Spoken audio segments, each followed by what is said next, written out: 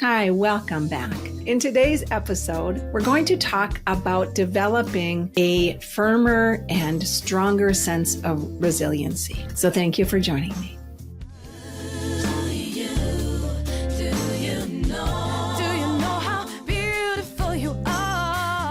We've all heard the word resilience. And what does that mean in our personal lives? It's a big word and it's a very important word. And how does that affect us in our daily living? And do we even recognize if we're living with a strong sense of resilience or not? What I've learned in my many years is we can develop a much deeper, more trusting state with self, with a relationship with self, when we are working on becoming more resilient. Children have always been an important part of my life, from my years as a home daycare provider to my years as a school social worker and then as a foster mom.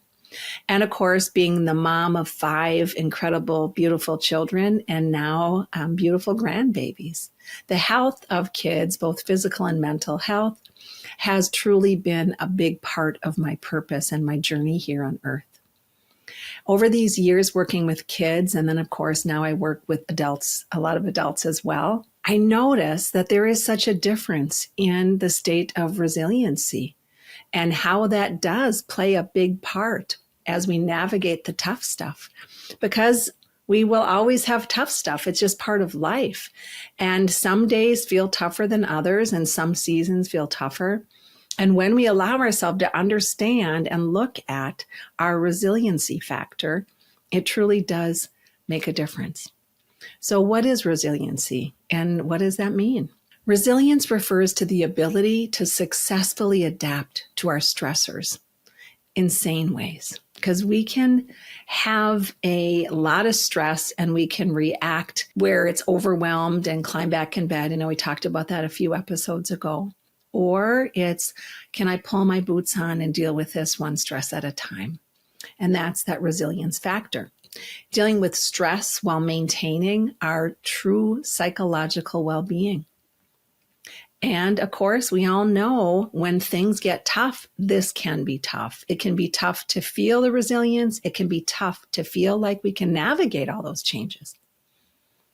Asking ourselves, to look at, if you want to question, how resilient am I? And again, today's episode isn't to bring blame or shame or less than feelings. It's to open up more conversation around this. And for us to choose to look at this, how resilient are we? Is that something that we want to incorporate in our lives and bring in if we are feeling a little bit low on the resiliency scale? So we can start by asking ourselves, how well do we bounce back from difficult life experience? We all have them. And some people have more challenge than others. It's just the way it is. And some people have bigger and greater challenge than others. But think about this. When you're faced with crisis, what is your typical response? And then look back over the years. Is that recent how you're responding now? Did you used to respond with more calm and now you're responding with more stress, more inability to feel that I can do it? Or did you used to respond with more crisis of, oh my gosh, I can't do this and I'm not gonna. And then of course we run into escapism behaviors. And now you're able to really come at it with the calm sense. Any way we used to do it, we can always shift it. And any way we're doing it now, we can also shift that. So looking at our history, where were we? Where are we now? And where do we want to be? A woman I used to know, just to give you an example, she had a complete meltdown. It was a party, a large gathering, and the dog that belonged to the family that was having the party, the dog ran in the road and was hit by a car. And of course it was crisis and the dog was hurt, still breathing, but hurt. The woman that was part of the party, not the owner of the dog, was really in crisis. She got down on her hands and knees and started to cry and was completely immobile and kind of wailing and didn't know what to do. Now, I'm not at all shaming this woman or criticizing her, because we all, remember, deal with crisis differently. And looking at that experience, one might say her resiliency quotient was pretty low. Another woman was at the party, stepped in and took charge in a calm way. She cared for the dog. She asked someone to get a blanket, covered the dog because the dog was shaking. And then with a few other people, they got the dog to the vet. She responded with calm and strength in the face of that same situation where the other woman really reacted from a place of overwhelm and had no idea what to do. That's an example of how we react when we are faced with something really hard. So ask yourself, how do I handle crisis? And of course, this can change by what type of crisis, what season it is, where are we in our life at that moment. Overall, looking at you historically, how have I handled crisis? How do I handle stress? You know, when I look back at my history, how I handle things now is much different than I used to. And it gets better and better as I do more self-work, because I continue to work on my overall lifestyle, my overall healthy living, really tuning into not just my physical body or my mental body or my emotional body or my soulful body, but looking at all three and working with all three. And the more we do that, the more we treat ourselves as a whole system, the easier it is to really navigate the stress and build a stronger resiliency. And resilience is on a spectrum, of course. It's not a cut and dried. It is, like I said, it's a fluid energy. And the longer we choose to become more mindful, the more we pay attention to that, the easier it is to build that strength when hard stuff happens, because truly, shit happens. It always will. And the more we gain our strength, the easier it is to navigate that, even when the things are really, really hard. Sometimes, like I said earlier, we feel we can do it. And we can climb every mountain there is to climb, and we won't give up. And sometimes we want to quit. When I used to be a trail runner, I loved climbing hills because I had that sensation of Rocky Balboa, where I'd get to the top of that hill, even if it was a big one, and I'd put my hands up and I'd feel like, yes, I can do that. And I can do a lot of things. But that's just physical resilience. We want that because that's part of it, but we also want to feel emotionally resilient and mentally, and then, of course, spiritually. So like I said, sometimes we want to quit. That's normal to feel that way. Sometimes we want to escape. And those escapism tendencies, the more we're doing it, the less resilient we are. So what determines our long-term strength? What determines that? What determines if we're going to give in to the desire to throw in the towel and escape in whatever means that is, or work through it? Resiliency is a critical quality for facing daily challenges, that ability to bounce back from stress and adapt to changing circumstances, because change, as we know, we've heard this, is the only constant. Very true. And to maintain a positive outlook. That's essential for long-term success in living a life that we really, truly value and love, and knowing that we can keep putting one foot in front of the other. With all of the social media we have, but that can really either lower our resiliency, or if we're mindful, it can strengthen us. Because the more we allow ourselves to connect with our inner being and our purpose and our mission and why we are putting ourselves out there, and caring less about how many people like it or not, the opinion of others, because when you're on social media, you'll get the negative criticism as well. And when we can do that, then, and that is such a pertinent example to what's going on in our world, the stronger our connection to ourself and our true long-term sustainability grows. So when our resiliency is low, a few patterns, and just see, again, this isn't for shame or blame. This is a check-in to see, do I have some work to do? Unhealthy eating habits, either controlling ourselves by not eating or doing too much eating or eating junk food too much. It's those unhealthy eating habits. Just checking in with those. Everything is about balance. Any escapism, which of course eating can be one, smoking, drinking, or other substances, shopping, fixing other people instead of self. And then, of course, avoiding others, avoiding having conversations, avoiding having intimacy. And I don't just mean sexual intimacy. I mean those intimate conversations that we want to have with people because we want to get close to people. When we are in avoidance, we are oftentimes feeling less resilient.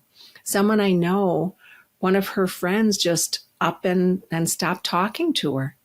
She said, I just can't handle any more people wanting me. Why? Because her resilience was low. And that's when her cup is too full, not doing any mindfulness practices, and then we can run. That's another reaction. Or if we're overreacting to minor problems, our resiliency is low. If you're counting on somebody to be on time, like today at my office, someone called in sick, and so I shifted my schedule. And if my resiliency factor was low, I might have gotten really mad. But again, I've worked on it and I continue to work on it. So I don't overreact. At least today I didn't. Can't say never, right? But today I didn't overreact to the minor problem. And then having emotional reactions that might not be in line with what is actually going on. You know, if we're having an overreaction to something, it's oftentimes because we have had this happen and this happen and this happen and this happen. And we haven't done the self-care to clear that out. We just let that pile on and start to feel more burdened and more burdened. And then what happens? You know, we become less resilient. It's harder to bounce back. That's why it's so important to empty the garbage out in our being as well, right? Take the garbage out of the kitchen because otherwise you're going to have flies and bugs. Take the garbage out of our emotional state because otherwise we overreact. Our strength really goes down. Or we're becoming more irritable at people. Something happens and all of a sudden we start swearing or we're angry or we blow up or somebody asks the question and we've been overwrought with too much and we might snap, or mood swings or anxiety. Most of the time in our lives, things are manageable, even when we're dumped on a lot, if we've been living as healthfully as we can, of course, for the most part. Anxiety happens because we're in our head a lot. Anxiety happens because we're thinking too much. We're not in our body enough. And so the more we allow ourselves to really balance that and know we can handle things and have healthy boundaries and know when we need to say no, that helps us feel stronger in self. What other things might you notice if your resiliency or when your resiliency is low? A greater disappointment in self, you know, telling ourselves story that we're supposed to do this and we're supposed to not need people. And why did I let that happen? Or why did I say that? Or why did I blow up at that person? Well, because we were doing too much, because we weren't tending to self. And then we want to have compassion come in. Or when we are overly emotional. Now, we're not dealing with the things within us, so we might cry at the drop of a hat or be more aggressive at the drop of a hat. When our resiliency is low, we oftentimes also lack the motivation. Because remember the third chakra, which is our upper belly, mid-back, sides. That's our engine, but it's also our self-esteem. So when that is low, when we are feeling like we're not doing enough healthy self-care, when our resiliency is low, our motivation oftentimes goes right down with it. And low energy levels, same part of the body. You might also be experiencing fatigue, nausea, get sick more often, muscle pains. It's when you start to say, wow, am I getting sick more often than I'm not? Could be because I'm doing too much and not treating myself well. It could be because I am not being mindful about my strength.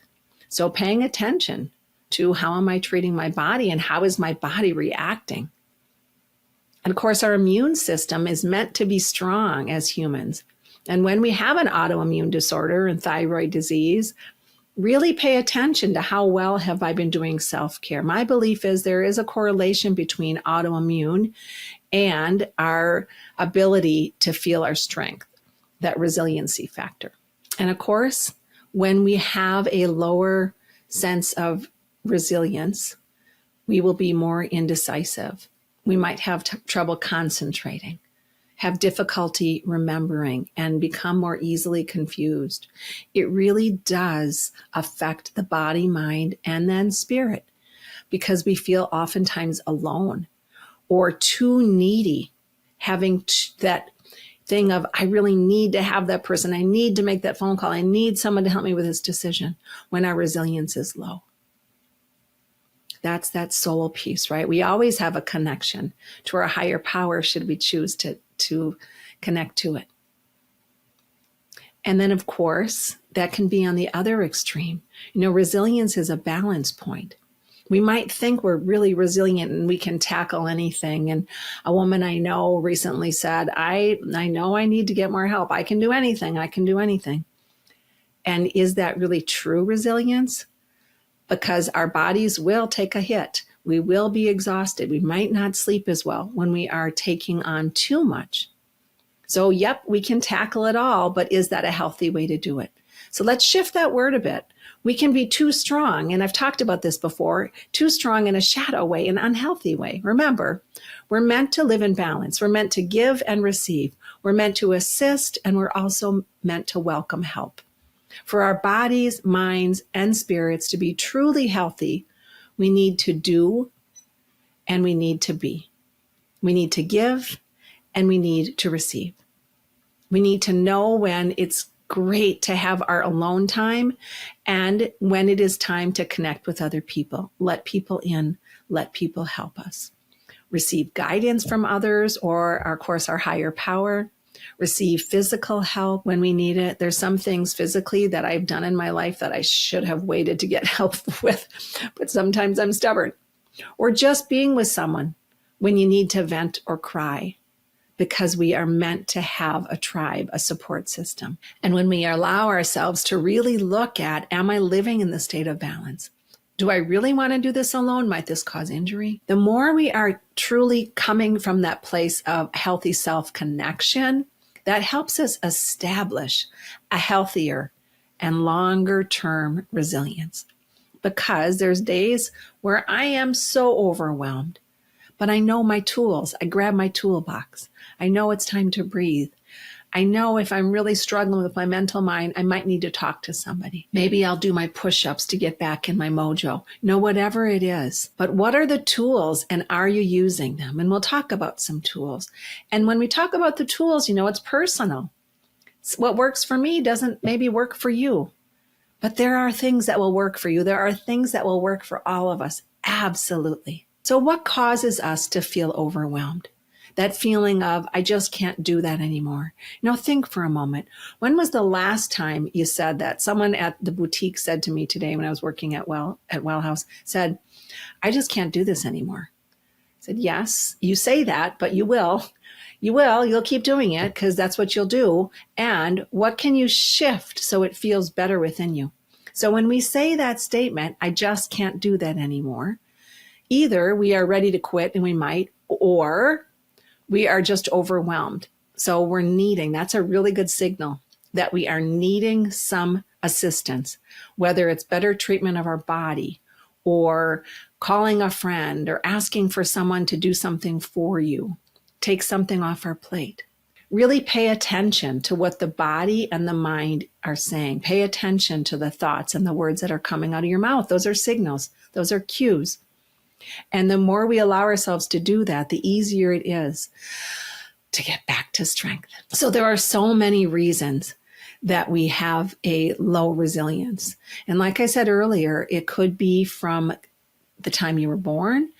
It could be from your birth story. It could be from your childhood. But one that I feel is so very important before we list the other more obvious ones is our connection to our soul journey. My belief is that we all come here to learn certain things on a soul level in a human body, to strengthen parts of our lives, to redo parts of our lives, to overcome a pattern from a different time before we were here on earth. And I also believe we choose our family of origin. That is my belief system. Why? Even when it was really, really tough, because there were certain things our soul contracted to come and learn. That's why it is so important to stay connected to our soul, our spirit. So very important. because that's where we can get away from the stories and into the truth. And so when we are looking at our resiliency factor, perhaps you came in with a lower resiliency so you could build it. Because when we're choosing to stay in a low place over and over again and redo that same challenge of not feeling strong, not feeling I can get up and go, not feeling resilient, that's when our escapism tendencies grow in too many unhealthy ways, too often. To me, that's a spiritual crisis. We're disconnected from our soul, disconnected to our soul story and why we came here on earth, disconnected from all of that help that is beyond earth. And I've talked about escapism. It can be many things: eating, drinking, shopping, staying too busy, watching too much TV. It's the too much, right? It's not living in balance. Other things that lead to lower resiliency: look back to childhood. It can start way back into childhood, or it can come from one really tough experience or a series of experiences pushed us into too much doubt. Now, there's a woman I know that from a long time ago, and she went through a divorce. She was a go-getter. She was involved in the school. She was a mom, but she also sewed on the side. She had her own side business. And her husband left her, and it was really unexpected. She did a really deep dive, and her resiliency went way down.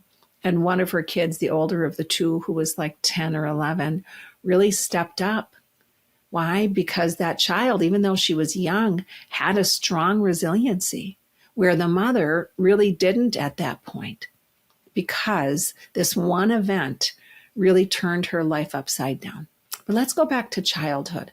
How was our childhood? Were we in a safe place? Or were we consistently overwhelmed as a child, where we didn't feel safe, where we didn't feel like we had a support system, where we had to do too much on our own, where we worried about food, where we weren't able to trust if someone was going to react with anger or be there to pick us up on time or listen to us with our problems? We all will be taking childhood differently. Some kids grow up in really tough situations. One of the foster kids that I had, he had a really tough life, many foster homes since age 2. His resilience was so strong. He actually ended up going to college and his job and is married. And one of his siblings didn't. They really struggled with drugs and alcohol. Same living situation, different people. Because why? Their soul story was different. But when we don't have those things as a child, it can contribute to that low tolerance for stress and change. And that leads to a really low resiliency factor. And as a matter of fact, that beautiful foster son of mine, he went the other way and he would not let people help him for a long time. Too strong, right? That's on the other end of that spectrum. Also looking at our support. How is our current support group? What's your tribe like? Do you have people that are available to you? How often do you use that support? And that support, how healthy are they? Because even if we have a lot of support, if it's not healthy, if they're the ones that are able to gossip or tell us, oh my gosh, yeah, if I was you, let's just go to the bar. How healthy are those people? How healthy is your tribe? Because even if you had a healthy childhood, you might feel overwhelmed if you don't currently receive emotional validation from those people you love, your family members, your friends. Who supports you? Who is there for you? Check in with that. Do you use them enough? And the more that we allow ourselves to have that balance, are they the ones that we want in our lives? Or do we need to shift that a little bit? Are they helping us grow or not? Another way we can really destroy our resiliency or knock it down some is to be too hard on ourselves, to have unrealistic plans, and of course, perfectionism. We can have beautiful goals. If I wanted to write a book and I said, I'm working full time, I'm a single mom, I'm working 2 jobs, but I want to get the book done in 3 months. Well, I'm setting myself up to fail. I don't have time to do that. Or if I don't allow myself to make mistakes, those are unrealistic plans and goals. And that does cause a lower resiliency. We want to be fair and kind to ourselves. setting achievable goals. Because if they're unachievable goals, that can set us up for failure. Because why? Because now we're so disappointed that we didn't achieve that goal. But was that really actually an achievable goal? Lower resilience often stems from taking on too much, expecting it to go too fast. Again, we want to be careful that we don't set ourselves up for failure. When I work with kids, I have them look at what they can reasonably do, or adults. Let's start with adding 3 things to your day that are achievable, 3 small things, achievable. Because why? Because then your resiliency starts to grow because you feel good about yourself. Otherwise, we're struggling with a low self-esteem, which leads to a lower sense of resiliency. So if you don't have faith in yourself or your abilities, you're less likely to be able to handle those incredibly stressful or even mildly stressful situations. So think about that. When we have a low self-esteem, we will oftentimes have more anxiety. We'll oftentimes have a greater sense of needing everything to be perfect. We will not handle stress as well. We might feel lonely. And of course, all of that can lead to more depression. Low self-esteem really has our energy at a lower state, and that can lead to depression. So looking at, how am I treating myself? Am I being kind to myself? Am I expecting too much from me? And then going back to childhood and your teen years and your teachers and your people now, your tribe now, how are they handling their emotions? How has that been modeled for you? How has emotions been modeled for you? Most of us were not raised in a household that talks about anger or anxiety or stress.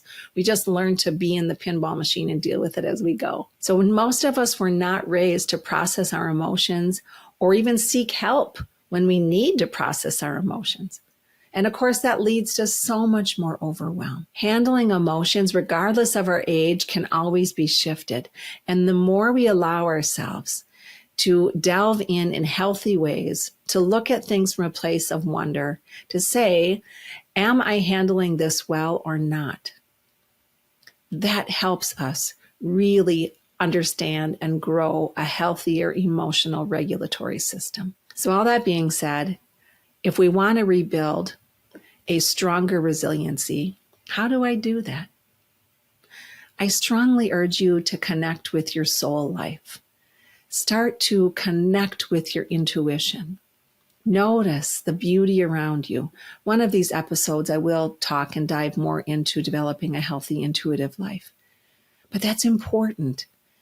It's to connect with our soul. It's to connect with what's beyond our earth, to look at the stars, to know our problems sometimes seem so big.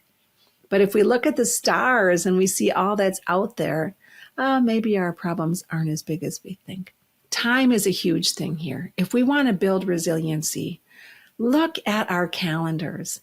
I was so guilty of overcommitting. And Susie last week, with the podcast on being more purpose-driven, she was such an overcommitter, she said. Absolutely. And when we do that, our resiliency goes down. Why? Because we're not being mindful, because we're not checking our day and saying, wait a minute, can I really do this?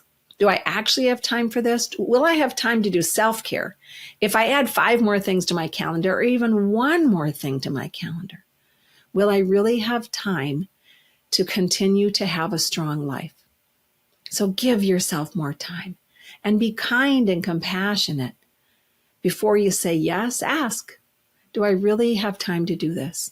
Maybe I need to check in with somebody, or maybe I'm not even sure that I want to and I'm just doing it to please somebody. And it might hurt me. So maybe I'll say maybe before I say yes, and then I'll check in. And also looking at, if I'm giving too much, am I being resentful? When we are giving too much and being resentful, it really does lower our self-esteem, because then we feel guilty for being resentful when we're giving. And the more we lower our self-esteem, the lower our resiliency goes. How else can we rebuild? That physical body, remember, it's body, mind, spirit. We want to tend to all 3. Having a strong physical body is key. And sometimes, one of my brothers is a quadriplegic. He's in a wheelchair. He can't get up and walk or use weights. He can use hand weights though. And he did that for a long, long time to build the parts of the body that he can. And so having a strong physical body, as strong as we're able, is really key. Why? Because it's attached to our self-esteem. And the stronger our body is, and I don't mean you have to look like Atlas or Hercules or become a weightlifter. You don't. But we want to feel strong in our body. That's why I do my push-ups. Because when I do my push-ups, I feel stronger. And that really contributes to my resiliency. So exercise in whatever way, build healthy bone density, very important. And then, of course, listening to our breath, listen to our heartbeat. Really go into breathing. That helps grow a stronger physical body. Sit on the floor, feel the vibration inside or outside. Do those glute squeezes and power poses. When we allow ourselves to feel firm in our lower body, squeeze those glutes, do those power poses, and you can Google that, helps us feel stronger. And it is important to feel strong. And then, of course, touching more. Use those five senses. When we use our five senses, it gets us out of the make-believe in our head. Touch, taste, smell, hear, see. Use those five senses to your advantage. Another way, when we're feeling that I can't do this one more day, shake the body. You can stand up and just shake, shake, shake, shake, shake everywhere until you feel a little loose. Do it carefully, of course. You don't want to hurt yourself. That helps shake away some of the debris. And with that, we also can reframe our thoughts, bring us back to reality, not the old stories. As humans, we tend to get more oomph from the hardships. We tend to remember the negative experiences and memories way more than the positive ones. We can change that. If we allow ourselves to sit there, in that pool of too many negative experiences, pause, wait a minute. What happened great today? What was a good thing that happened today? So take a moment and think about that. Because if we're not careful, we start to really focus on pain when we've actually maybe had a lot of goodness. Because when we focus on the bad, chances are that if stress hits, you're going to overreact. Why? Because our energy is either amped up with anger from what we're thinking about, or a little bit lower vibration, like low depression or hopelessness, because we're thinking of all the bad. So if we let ourselves think about the good, that helps us feel much stronger and be more resilient. Otherwise, you might get somebody that just says, your hair looks horrible. Or, which, my hair looks bad today. Let me say that again. Or you'll get a criticism from somebody like, wow, I think that your shirt's ugly. Or, wow, your hair doesn't look as good as normal. Or, someone said to me once, I really liked your hair better long. And had I been in a bad place, I could have carried that with me all day. I had a neighbor say something rude to me the other day, and I'm like, wow, that was really uncalled for. However, I was in a strong place, and had I been in a weak place, maybe I would have thought of that too much. We don't want to do that. Why? Because it doesn't help us. All it does is hurt us. So when we are given some unkind comment, if we have been building the strength, it's much easier to let those go.